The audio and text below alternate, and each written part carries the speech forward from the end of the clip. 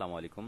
Hello viewers, Microsoft office 2010 ধারাবাহিক tutorial পর্বে আপনাদেরকে আরেকবার সাথে স্বাগতম। আমি গত পর্বে আলোচনা করছিলাম রিবন ট্যাব সম্পর্কে, ওর গ্রুপ এলিমেন্ট। তো আজকে আলোচনা করবো ওই কিছু বাটন নিয়ে। তো এখানে যে বাটনগুলো দেখতে পাচ্ছেন, একদম ফার্স্ট দেখুন একটা আইকন দেখা যাচ্ছে ডাব্লিউ লেখা। এটা হচ্ছে মাইক্রোসফট ওয়ার্ডের আইকন। তারপর রয়েছে সেভ করার বাটনটি।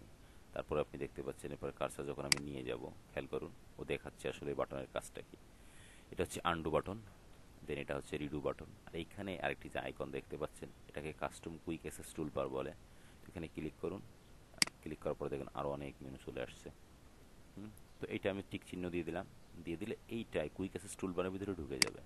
দেখেন আরেকটা বাড়ছে। তো এখানে আরেকবার ক্লিক করুন, নিউ দিলাম। তো শর্টকাটভাবে আপনি এখানে অনেকগুলো অপশন রেখে দিতে পারেন, যেটা দ্রুত কাজ করার জন্য কাজে দিবে।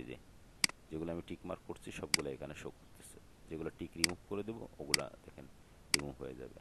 তো খুবই কার্যকরী একটি অপশন এটা মাইক্রোসফট ওয়ার্ডের। দেখুন এইখানে দেখুন তিনটা বাটন দেখা যাচ্ছে। আমি যেহেতু মাইক্রোসফট অফিস 2010 একদম বেসিক থেকে আলোচনা করছি, তো আপনি মাইক্রোসফট অফিসের ওয়ার্ড ডকুমেন্টটা যখন ওপেন করছেন আমার ভিডিও দেখার পর, আমি ধরেই নিচ্ছি আপনি মাইক্রোসফট অফিস সম্পর্কে কিছুই জানেন না। সো এই জন্য ডিটেলস আপনাকে আমি পরিচয় করিয়ে দিচ্ছি। তো এটা দেখছেন মিনিমাইজ। এটাকে আমি যখন মিনিমাইজ করে দেবো, মিনিমাইজ বাটন, তো এটা তখন আমার টাস্ক বারে চলে যাবে। খুব একটা ইম্পর্টেন্ট কথা, যখন আমি কোনো ডকুমেন্টকে মিনিমাইজ করব দেখুন আমার টাস্ক বারে চলে যাবে। এটাকে টাস্ক ম্যানেজমেন্ট এরিয়া বা টাস্ক বার বলে। এটা রিসাইজ করার জন্য ছোট বড়, এই যে ছোট হয়ে গেল, বড়।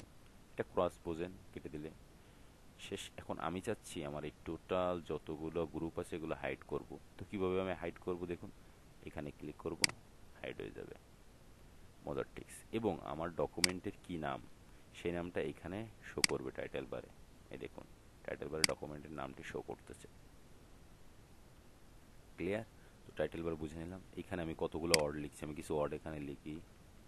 দিস, খেয়াল করুন একটা ওয়ার্ড লিখছি আমি, স্পেস ইজ, দুইটা ওয়ার্ড লিখছি। তো আমি কতটা ওয়ার্ড এখানে লিখছি ও এখানে শো করতেছে। হ্যাঁ, এটা আমি কত নম্বর পেজ, আমি একটা পেজে আছি। আমি একটা যদি নতুন পেজ নেই, আমি একটা পেজ নিয়েছি, ও একটা পেজ শো করতেছে। আমি যদি নতুন আরেকটা পেজ নিই, ও আরেকটা পেজ শো করবে। এখানে টু লেখা দেখাবে। এটা আমি কোন ভিউতে আছি, আমার জুমিং পয়েন্টটা দেখাচ্ছে। দেখেন জুম করলাম, ঠিক আছে। জুমিং বার এখানে দেখুন, এটাতে মাইনাস করতে পারবেন এইভাবে, এটাতে প্লাস করতে পারবেন। চাইলে আপনি এটাকেও কার্সার দিয়ে ড্র্যাগ করে ছোট বড় করতে পারবেন। এবং পরবর্তী পর্বগুলোতে মোটামুটি বেসিক আমার আলোচনা করা মনে হয় শেষ। তো আমরা পরবর্তী পর্ব থেকে কাজ করা শুরু করব, যে কীভাবে আমি কাজ করব এখানে। তো থ্যাংক ইউ ফর ওয়াচিং, ভালো থাকবেন সবাই।